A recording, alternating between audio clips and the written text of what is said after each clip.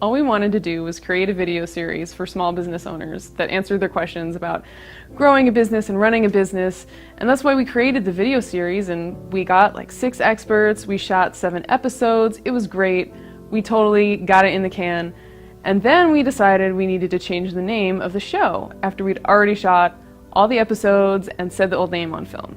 So now the name of the show is Ignition because we help fuel small businesses, which I love. It's just now we have to come up with a clever way to get around the fact that we've already said the old name of the show. Should I tell you about my mother now?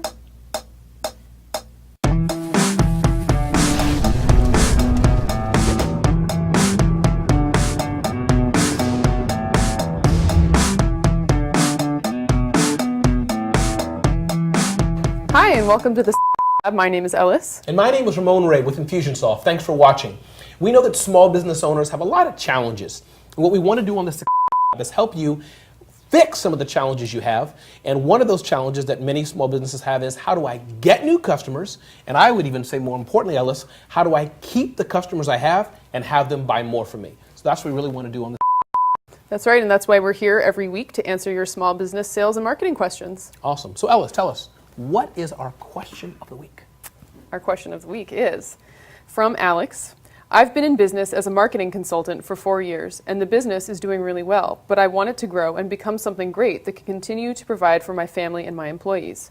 I'm working every day. I even worked through our last 2 vacations. I used to love working on my business every day, but now it's feeling like something I have to do, and honestly, I'm just not as happy as I used to be. I'm tired, I'm fighting with my spouse more, and my business seems more like a burden than the passion project it once was. How do I get my groove back while still growing my business? Wow, my business doesn't seem anymore like a passion project. That's tough. Yeah. That is tough, and I identify with that a lot. So we're here all about having experts answer your tough questions. That's right. So today we have with us a former NBA player and current entrepreneur and author, and that's Joe Courtney. And Joe, we're glad to have you here with us today. Thank you very much. I'm glad to be here. Awesome. And before we begin, I do want to give a shout out to your book here, which is A Life Above and Beyond the Rim. So we definitely want you to check that out. And I think that, Ellis, I have read it. Gathered some of the thoughts, I think, as well, that we're going to talk about today. And you've read it. I have read the book. Great. Yes. So, Joe, what would you say to Alex?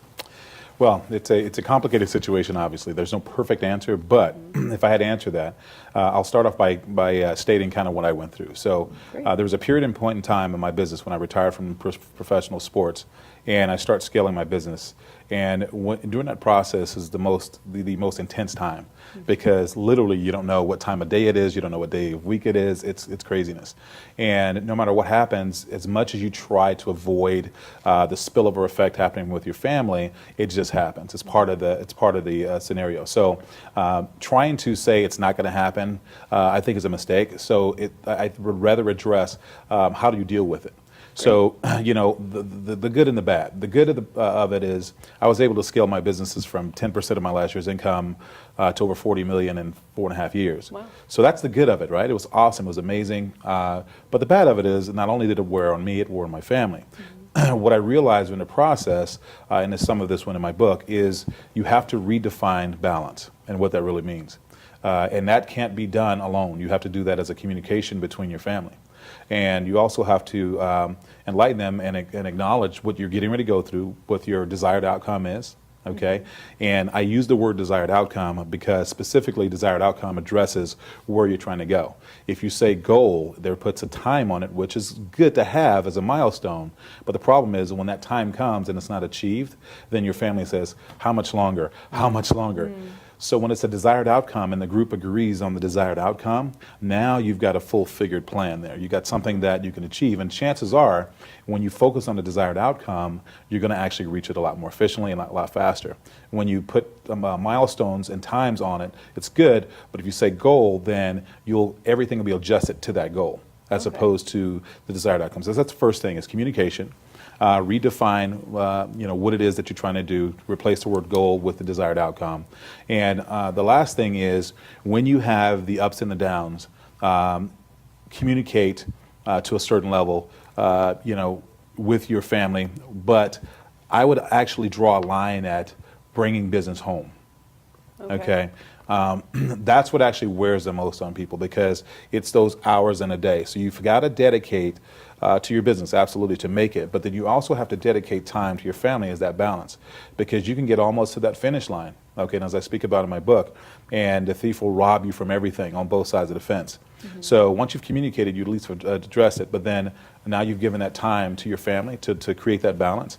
And you cut, I don't care if it's just a couple of hours a weekend or whatever it is, they got something they can count on, it's consistent, and you never break that rule. And so something I'm also hearing you say is that you don't have to take on this burden alone of balance. Like, it's not your burden alone to balance your life, right? If you bring in the people around you, they can help you balance better. Absolutely, especially the people that you're going to be, or the people that are going to be affected by it. And like I said, it's like, nobody wants to go into war and wake up one day and say, what's going on? You know what I mean? Right. It's like you want to know, prepare them. Preparation is the key. If you set the correct expectations, then it's great. Everything can work itself out. I think that's a really excellent point. No, it's a powerful point. It's amazing you said about letting go. One of my ventures is Smart Hustle Magazine. Awesome. I've had to learn to let go myself, say with editorial, because usually I'm so used to doing my own editorial, deciding who writes and all this. I'm now to the point, I'm sorry, you'll have to ask somebody else if they can write. So that's one point. But that's awesome. But I wanted to go back to what you talked about, Joe, about a goal versus a desired outcome. Can you highlight that a bit briefly? Meaning, are you saying that with a desired outcome, that you're always in perpetuity going onward, or are you saying there's a finite way where you'll say they're stopping? If you get what I'm saying, meaning you have a business which you love, I don't know if you'll ever stop per se. Yeah. Is that what you meant, or did I misunderstand? So your desired outcome, so like I said, once you identify why, right? So let's say the why of why you're doing the business is, it's pretty obvious that they want to have fulfillment of some sort. I mean, that's one side of the fence. But I mean, what is the real finish line for you? Is the finish line when your business gets to a point where you have the time you want to spend with your family, you have the revenue you want? Is it a certain stature? Is it a line you cross? Identifying that is absolutely critical, because how do you know when you get there if you don't know where you're going, right?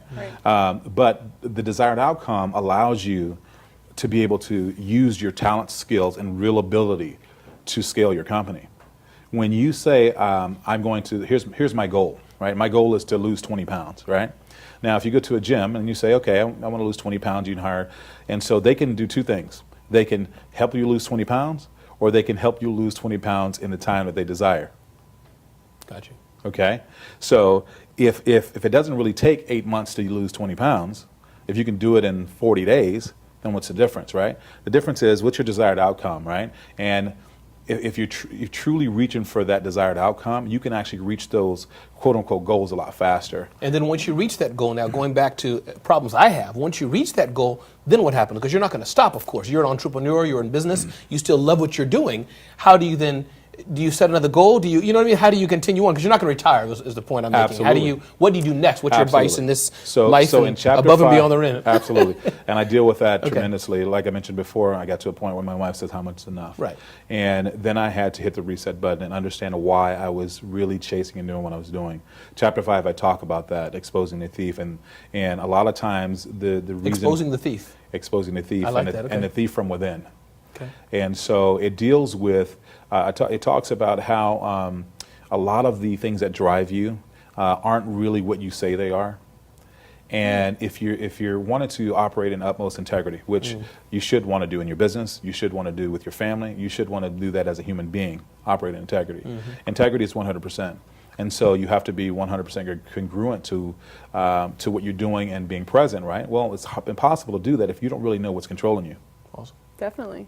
Well, Joe, thank you so much for being here. Absolutely. Indeed. Thank you very, very much. Thank you guys for allowing me an opportunity to speak here. I appreciate it. Nice to talk to an My athlete, pleasure. an entrepreneur, an author. And again, thank you. Your book, Life Above and Beyond the Rim. And beyond. Thank you That's very right. much. Appreciate it. All right. Thank you.